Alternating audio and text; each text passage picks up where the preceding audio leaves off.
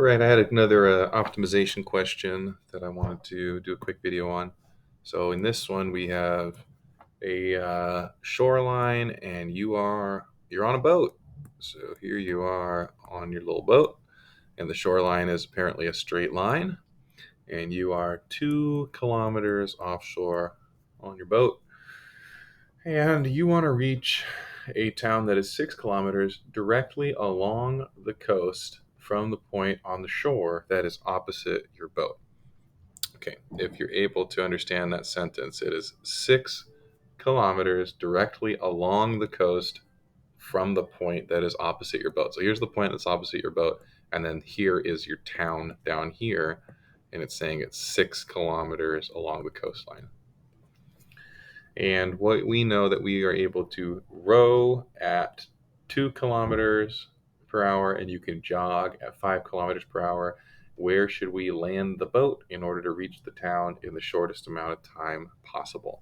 So basically, one option is you just go straight in and then you run like that. Another option is you go straight to the town like that, but you row fast, you row slower than you jog. So it's probably best to hit somewhere like this. I don't know exactly where, maybe it's over here, and then jog the rest of the way. So the question is, how do we minimize that pathway? So I'll draw it in a different color. We're going to try to find the point we hit on the shore and then run the rest of the way so that we minimize the time. So I know that the rate multiplied by time is your distance. And so let's call this length right here x. And then that other length there is going to be 6 minus x. Okay. And so if we look at this rowing length right here, it's on a right triangle. And so this distance that's at an angle, we could set it up as, let's call it the first distance. So first distance squared is the hypotenuse, and then the two legs are x squared plus 2 squared. And then the second distance is just equal to 6 minus x. And what we actually are trying to minimize here is time, the smallest amount of time possible. So I know that my time is going to equal distance divided by rate. So total time is going to be equal to how long it takes to do the first leg plus how long it takes to do the second leg.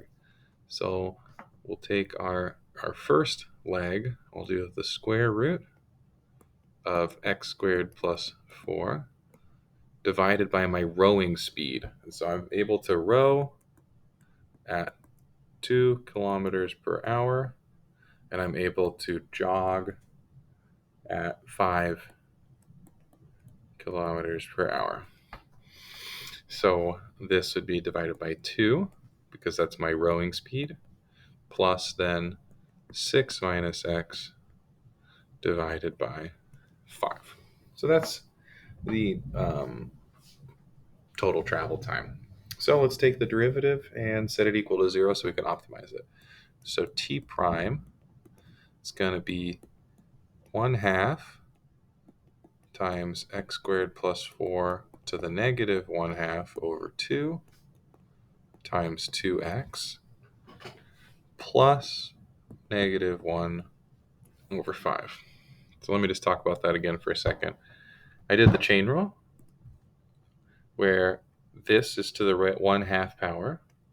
And so I bring the 1/2 down in front right here, subtract 1 from the power, rewrite the inside function the same, multiply by the derivative of the inside function, and I just dropped the 2 down right there. On the next piece, the derivative of 6 is 0, the derivative of negative x is negative 1, I have negative 1/5 there. We're going to set this all equal to 0 and try to solve. First thing I'm going to do is get rid of this 2 and that 2. And then I'm going to add 1/5 to both sides. So now I've got on the top of the fraction x, on the bottom of the fraction 2 times the square root of x squared plus 4, and that equals 1/5. If I cross multiply, I'll get 5x equals 2 root x squared plus 4. If I square both sides, I get 25x squared equals 4, because I have to square that 2 there. And then I'll distribute it. 4 times x squared plus 16. And so that tells me 21x squared is equal to 16, because I subtracted 4x squared. So I guess I get x squared equals 16 over 21, or x equals plus or minus square root of 16 over 21. And that's the point where we should land the boat. So let me get an approximation for that. I'm going to throw out the negative value, because a negative x value would be like north of this point right here, and that would give me like a long time to get there. So I'm going to throw that out. So if I go 16 divided by 21, I get 0.76-ish. Take the square root of that. So x is going to be approximately 0.873. And so really, that's not too far south, as I drew it, south of the point that would be directly across.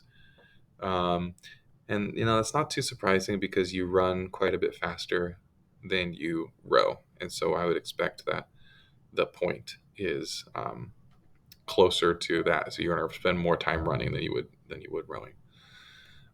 Great. So that's it for this problem. That's just optimizing where you should land when you've got two different speeds and two different distances.